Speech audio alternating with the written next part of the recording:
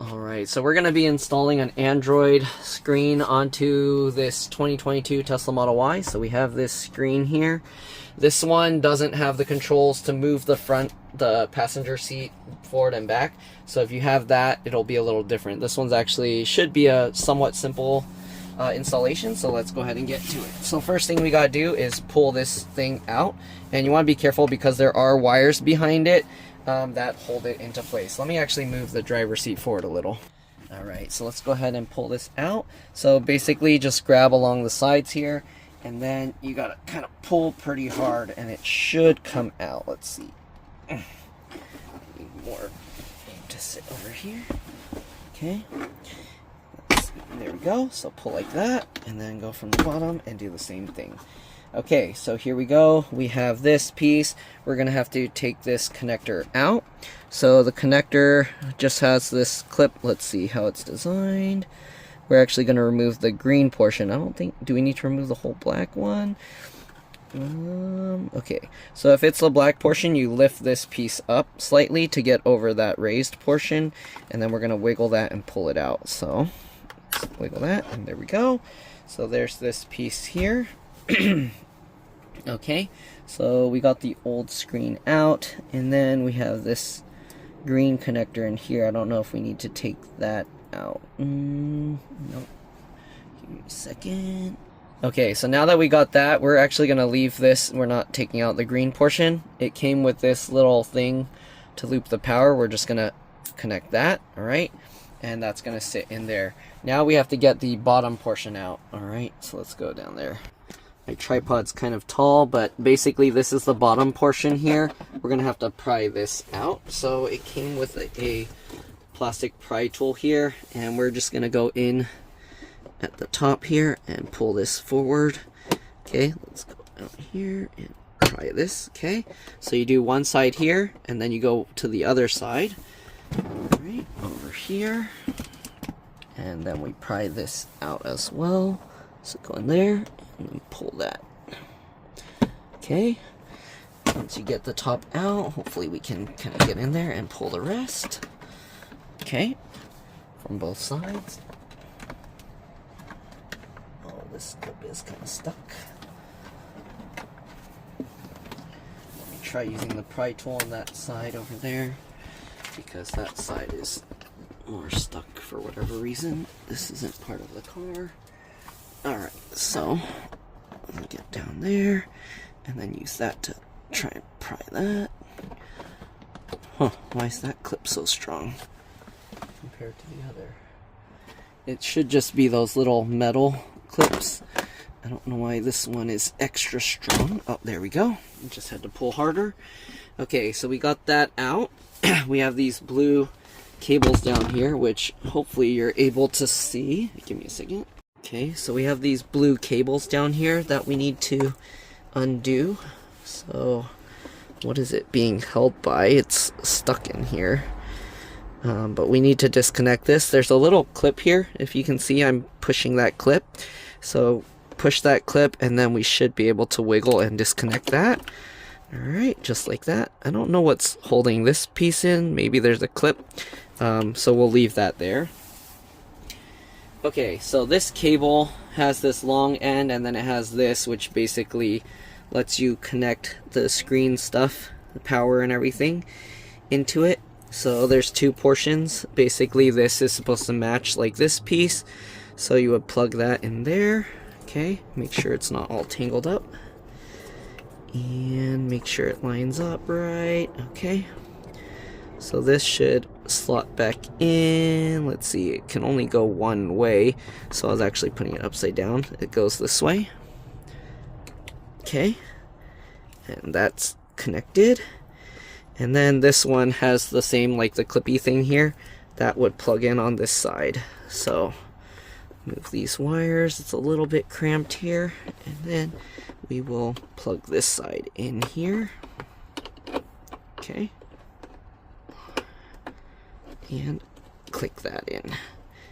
Alright, so now that should be good in there. We have this wire coming out. So this, we're going to have to shove it through and get it through up into here. So basically, we're gonna try and feed it through here. If you want, you can actually take these 2 screws out and then do it that way, but we're gonna try and just feed it directly through from up under here. Probably this side will be easiest, because if you look in there, you can actually see, if I turn off the flash,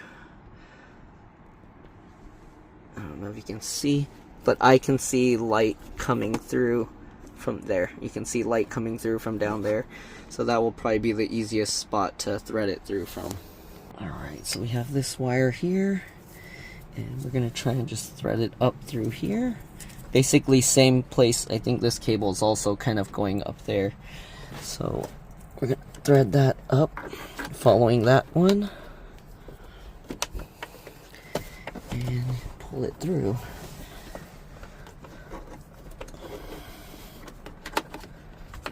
Okay, and now I have my hand in here, so as I thread this through, hopefully we'll be able to feel that come up. Let's see here, where is it going? It's hard to see. Actually, I think a easier way would be if I get like some kind of string to pull down there, but I think, let's see, this might be a little bit tricky here because it wants to move around. So I can actually already see it under there. Okay, if I had like a thinner, like a metal wire, kind of like a coat hanger, that would probably be easiest, but I'm basically, there we go, shoving my hand down there, and now I got the wire. So I don't know if you can see here, there, got the wire out. Okay, so here you can see in there, we have the wire coming through here.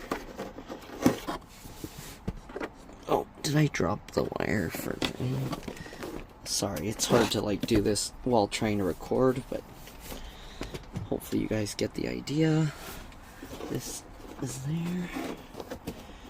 And then we can pull this cable out, okay? So now we have access to that cable. We're just gonna pull it all through. Okay, so it's no longer in the way down there. Be careful, make sure to thread it through by hand. You don't want it getting caught on anything. Okay, and there we go. Now we have all this cable here. Alright, so this wire is going to plug to the back of the thing. Let me see how we can fit this. This metal clip, you actually have to take these out. So these aren't needed anymore. This is from the old clip mechanism. So pry that out.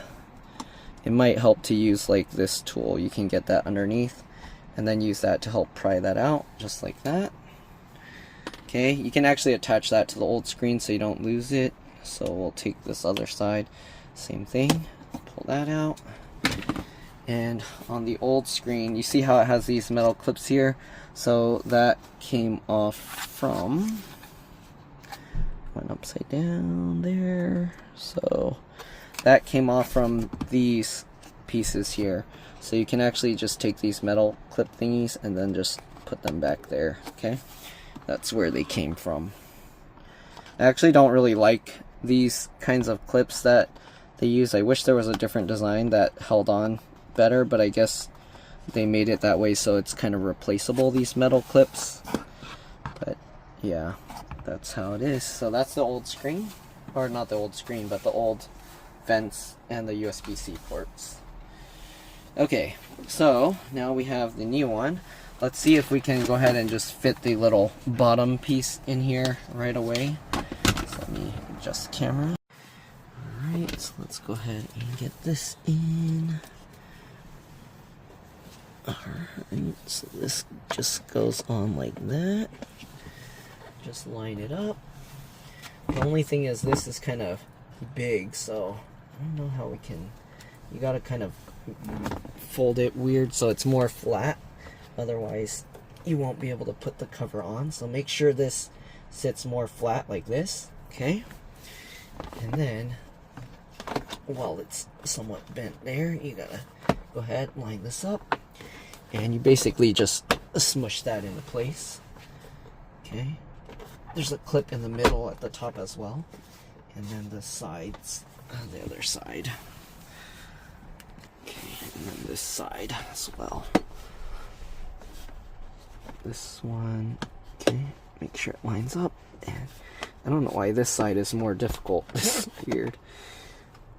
I'm wondering if because this is wanting to pop itself back out again.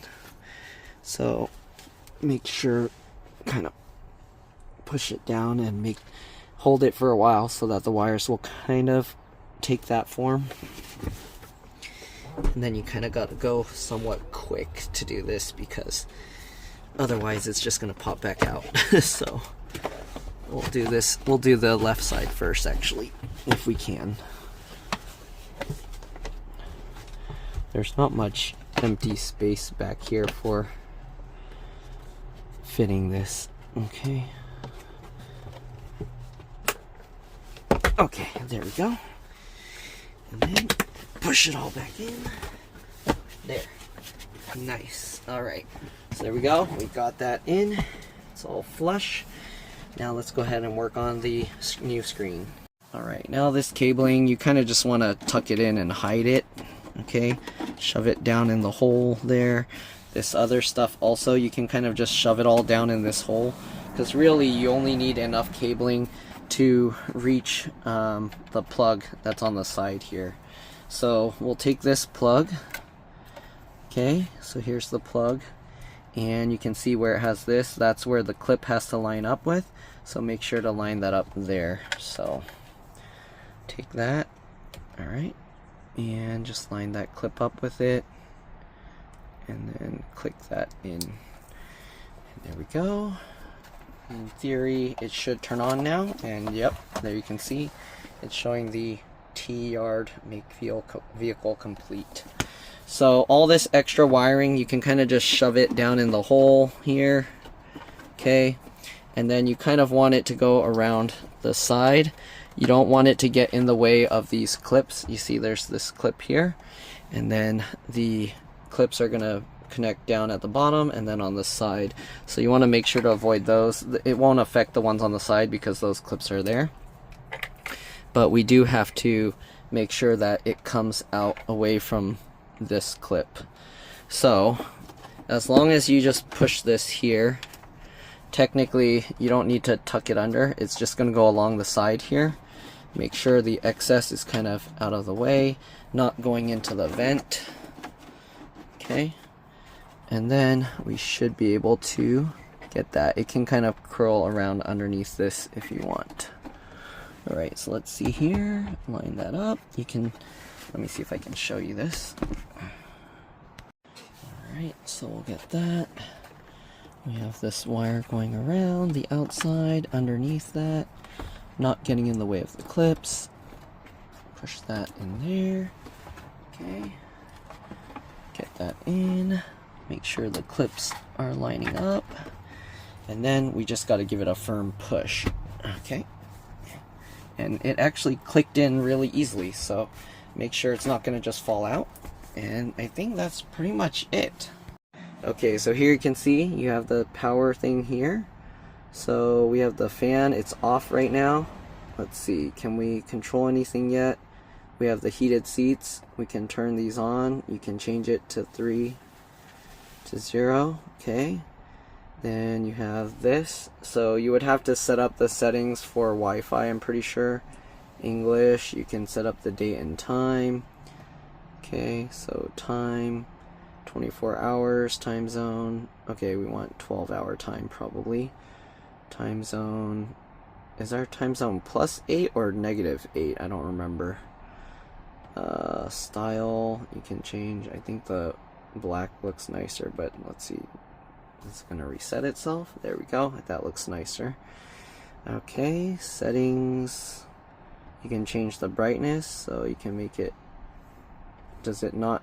Okay, it takes a little while to show. Temperature unit. We're gonna put it in Fahrenheit. Version info, and then we can reboot the system. Okay, we'll let it reboot. Okay, we'll peel this thing off here. There you go. You have the 2 USB-C ports here. I don't know if one's faster. This one says like for music, so I think you can connect USB-C and you can play music from your other devices. Wait, is there 2 screen things protectors on here? It looks like there's more bubbles under this. I don't know if I should peel that one off as well, but anyways. Alright, so it shows devices starting. This is what the thing looks like all around. Okay, let me turn the flash on there. Okay. Alright, it has some scrapes on it from the factory or shipping, but yeah, and then the bottom there looks perfect. Okay, so turn the flash off again. We're gonna have to do, okay, we did that. How do we go to the Wi-Fi Android settings? Oh yeah, okay, so now we have to do Wi-Fi. So you do that, it'll search for the Wi-Fi's. I'll do that and I'll be back. Okay, we got it connected to the internet. You can see you can do Bluetooth devices, you can do any Android device apps it should support. Notification storage. So this is basically just like your typical Android setting stuff.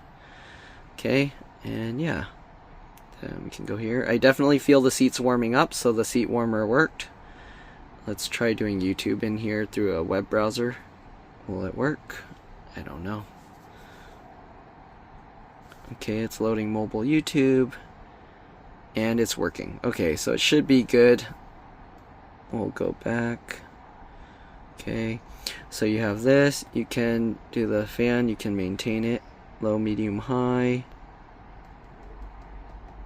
Okay, what's the lock and unlock? Oh, you can lock and unlock the car from this. Nice. Okay, you can adjust the volume from this.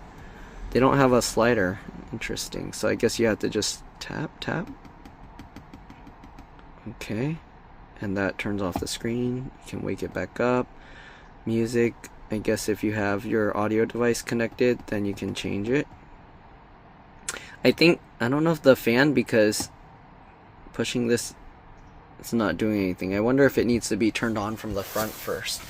So let's try and turn this on first. That's on. Okay, and yeah, okay, now it's on. And then, what if I turn it off? Oh, it turns it off for everybody. Does it? It's still showing 67 there. Oh no, air's still coming from the front. So the front one needs to be turned on for the passenger here to turn this on. Yeah, and then now it blows. So the front has to be on, otherwise this won't do anything. Like the passenger can't turn on the air and leave the driver's off. The driver one needs to be on. So basically it just adjusts the setting where the driver AC stuff. If you were to go into the extended menus here, right, you can go to the rear and then you can turn that on and off. But you can't have the rear on without the front on. So yeah, and then they can adjust the temperature. I don't know if that affects the whole thing. I think like it shows the temperature changing here, but up here it's showing the same numbers. So I kind of wonder how that works, because I don't think Tesla supports different temperatures from the front and the back. They do support it from left and right though. So I'm not too sure how that would work for this one, but definitely the air coming out here is warm now. Yeah, so it did change the temperature. It's so funny. I think they code it for Celsius.